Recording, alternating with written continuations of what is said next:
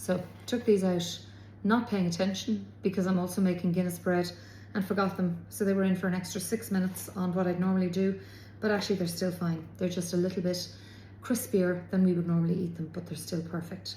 And look, they rise beautifully. Don't want to cut that one because it looks so good, but if you look, wait till you see the inside of this scone. Have a look. Do you see that? Really lovely brown bread. Smells wonderful too. So that is my brown scone recipe.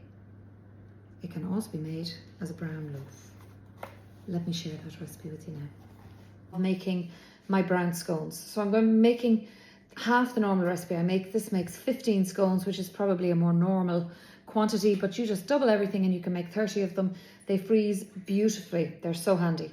First thing I'm starting out with is self-raising flour. I'm using 225 grams.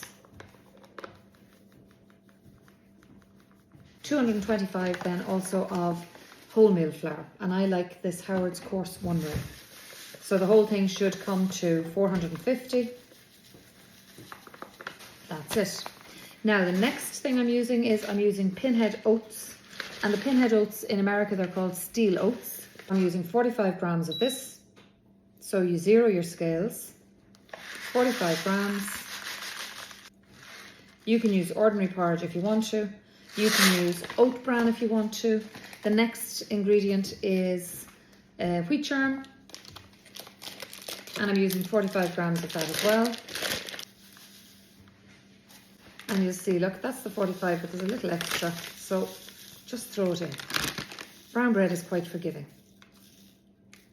The next ingredient I want to add, I'm actually looking at my own recipe because I forget them half the time.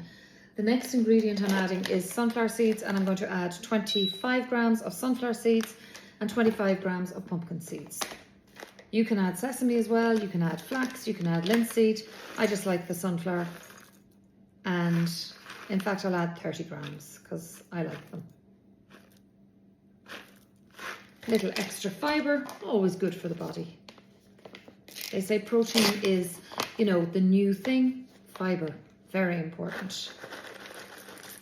Same quantity of these, so 25 to 30 grams of them. And then you need a little dollop of salt. A little bit of salt. And the last thing in the dry mix is you need baking soda, bicarb, bread soda. So bread soda is the same thing as bicarbonate or baking soda. It's called in America. So I need a half a tablespoon of that. So I'm just putting in a little more. Now, when you put that in, don't put it straight in. Put it on your hand and kind of mash it in like that. That's it. My counter is clean. I'm using my wooden spoon just to mix that together. I'm going to set that aside. Today, I don't have buttermilk. And so you think, oh, you don't have buttermilk, you can't make brown bread. Yes, you can. What I do have is I have some gone off yogurt.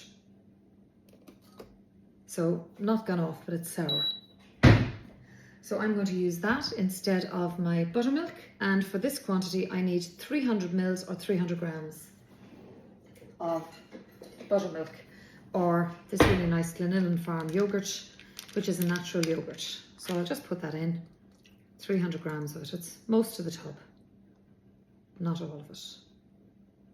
There's no mold or anything in it, so it'll work fine for me. Now the next ingredient I need some butter. So 60 grams of butter. My butter is very soft because it was out today. The weather is good, thank God. 60 grams of black treacle. There's about that much on my spoon. I know that that's roughly 10 grams, so I'm just going to leave that because that's what I'll stir with. And the last ingredient that I'm adding is 60 grams of soft dark brown sugar. You can reduce the quantity of sugar if you like and treacle, but this really makes the brown bread beautiful. So here we go. I need 60 grams of dark brown sugar. That's it.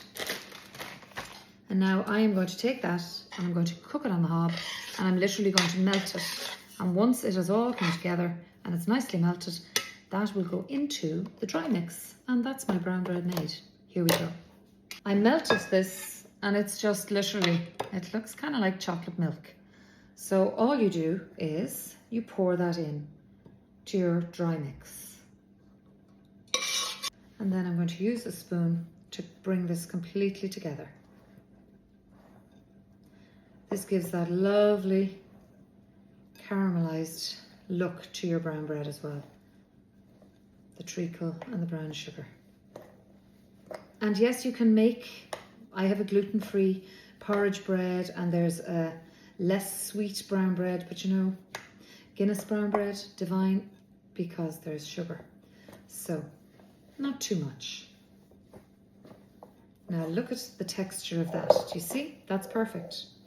So, if you wanted to make this into, at this point, if you wanted to make that into a pan of bread, what you would do is you'd add an extra 150 mils of liquid to it, or you would have when you were mixing, and then it goes into a 2 pound loaf tin with a little leftover. 2 pound loaf tin with about 3 scones on the side.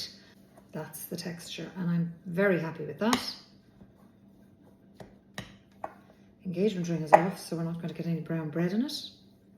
And let's make the scones. They go on a plain tin in the oven. I just put a little bit of flour under them.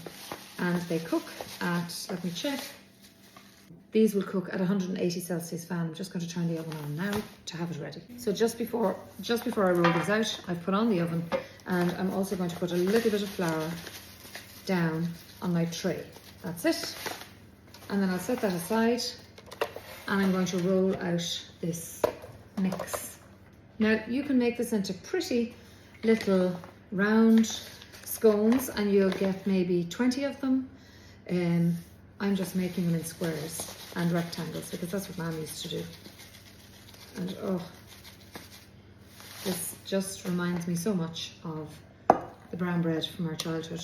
It's not the same recipe, but it just reminds me of it because of the shape of it and because of the smell of the brown bread. So good. Now, that's a really nice looking dough. A little bit of flour on top, and I'm just going to knead that a little bit. So what does kneading mean? So kneading means you bring the dough away from you, you bring it back to yourself, and you kind of fold it down on top of itself. You bring it away, then you bring it back and fold. Away and fold. Away and fold. And you're just mixing a little bit of that flour in and making sure that the dough isn't too sticky. So you see, I'm gathering the flour underneath, push down, bring it in, push down into the middle. That's it. And that dough is ready to go. So how do I know it's a good dough? Look, if you do that to it and it kind of springs back in itself, that's a good brown bread dough for this brown bread recipe. Don't blame me if it's not the right texture for anybody else's. And that's it. Now, I've got the kind of nice and solid section up front, and I'm not using a rolling pin on that. I'm just literally going to pat it down. I'm going to pat it down into sort of a square so that I can then cut it into pieces. Now, because there's some white flour in this, it will rise. So you don't need to have it too thick. Down it goes. The ones with the little corners are very tasty. And then I'm taking a sharp knife.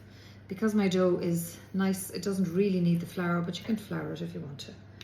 And then what I might do is I might just cut that little bit off there so that I'm straightening the edge, and then I cut through like this. Now if you can cut through and the dough doesn't stick madly to itself, that's good. It's not too wet, a dough. There we go. Down again, just separate it out. And then at this side, I'll do the same for the end. I'm just going to take those little end pieces like that. And because I want the ends of these ones to be nice and tidy, I'm just going to cut off the end edges. In our house, they don't love the ends as much as they like the corner or the middle pieces. So there are my edges, and I'll put those together again in a minute. And now look, that's kind of the size of the brown scone I make. You can make them smaller if you make them round, but this kind of works for us. And I'll show you how closely together I'm placing them. So I'll get 4 out of that, 3 out of the last one. Let me show you. You see, they are close together, so they're not touching.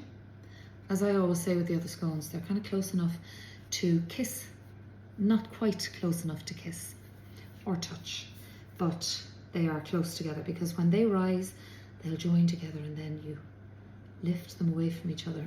Beautiful, beautiful soft texture in the middle. These ones here, a little bit smaller, or you could make that one longer. I'm going to put that back together. So these 2 will work like that. Now I have 9, and the other one, it was just a little too long for my liking, or too short for 2. So I've just put it back in here, and I just very quickly knead that again. It's still got the springiness in it, so we're okay. And then I shape again. Flatten. Now, do you see how thick that is? Not too thick. It's probably about 1.5 centimeters. And this one should work, so this time I'll do it like this. And I'll do kind of slightly curvy ones.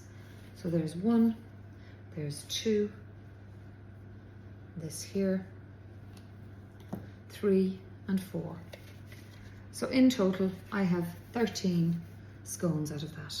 And they will go into the oven and they will cook for, I think, 18 minutes. Yeah, they cook for between 18 and 20 minutes, but I always keep an eye after about 15. So I don't want them to be too far apart.